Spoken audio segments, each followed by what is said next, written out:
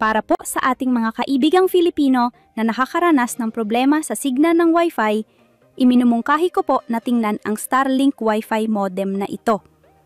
Maaari ninyo po itong mabili sa napakababang halaga. Ang Starlink Wi-Fi modem na ito ay gumagamit ng teknolohiyang satellite. Kaya't kahit po sa malalayong lugar sa Pilipinas, makakasiguro po kayo ng matatag at malakas na signal. Ako po mismo ang nakasubok at nakapagpatunay nito. Saan man po ako magpunta, tulad ng sa trabaho o sa paglalakbay, lagi ko po itong dala. Sa totoo po lang, ang signal ng Starlink ay laging malakas at matatag.